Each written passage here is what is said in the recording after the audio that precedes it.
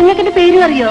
എല്ലാവരുടെ പേരും എനിക്കറിയാം. ഇത് ലീല, ഇത് കുഞ്ഞമാത ഏട്ടത്തി, ഇത് കൗസല്യ, ഇത് കാഞ്ചന, ഇത് നിങ്ങളുടെ യൂണിയൻ നേതാവ് ദേവുട്ടി. അപ്പൊ ആട് മോശമല്ലല്ലേ? ഒരേ കുടുംബത്തിലുള്ളവര് ചിലപ്പോ ഇതുപോലെ വഴക്കിടില്ലേ? അതിനെല്ലാരും കൂടെ ചേർന്ന് പട്ടിണി കിടക്കണോ? ഞാൻ എന്തെങ്കിലും വരുത്താം. ബിരിയാണി കഴിക്കില്ല എല്ലാവരും? കിട്ടിയാ തിന്നാത്തോരാരാ? കുഞ്ഞുമാതെടുത്തി അല്ല, ഈ കണ്ടിട്ടൊന്നും വേണ്ട. മൂപ്പര് ചോദിച്ചാലും ഞാൻ പറഞ്ഞതല്ലേ. ആ എങ്കിൽ ഞാൻ വരുത്താം.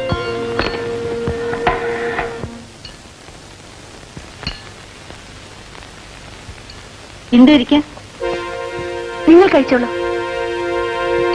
അതോടെ പോന്നു.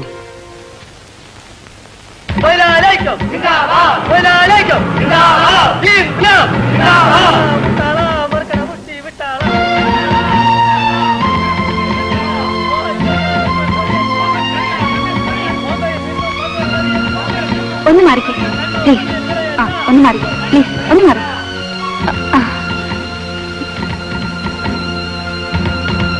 ഇതാ ഊണ്. ഞങ്ങൾ വേറെ വരുത്തിയല്ലോ. അപ്പൊ ഇത് എല്ലാം കൂടെ എങ്ങനെയാ?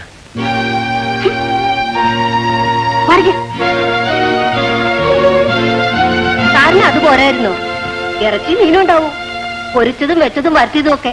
മുതലാളിന്റെ പുരന്നല്ലേ? നിങ്ങളെ മംഗലം കഴിഞ്ഞതാ? മംഗലം എന്ന് വെച്ചാ കല്യാണം എന്നല്ലേ?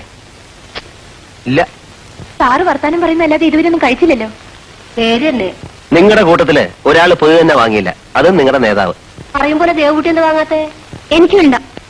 ഞങ്ങൾ എല്ലാരും വാങ്ങിയിട്ട് നീ മാത്രം വാങ്ങി തിന്നണേ. വേണമെന്ന് പറഞ്ഞില്ലേ? അല്ല, നിർബന്ധിച്ച വഴങ്ങുന്ന കൂട്ടത്തിലല്ല എന്ന് തോന്നുന്നവരെ പട്ടിണി കിടക്കട്ടെ.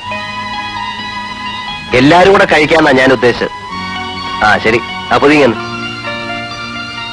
ഇത് വേണ്ടല്ലോ. ആ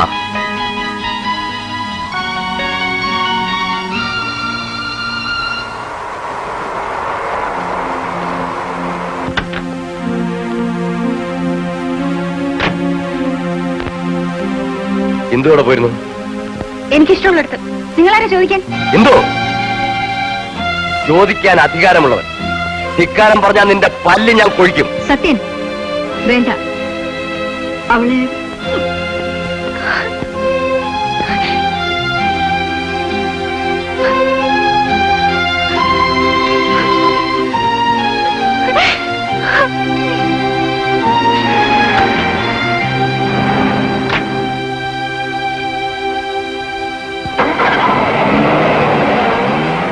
ആ കുട്ടിയോട് അവളുടെ അച്ഛനും ഏട്ടനും പെരുമാറിയിട്ടില്ല ഇതുപോലെ.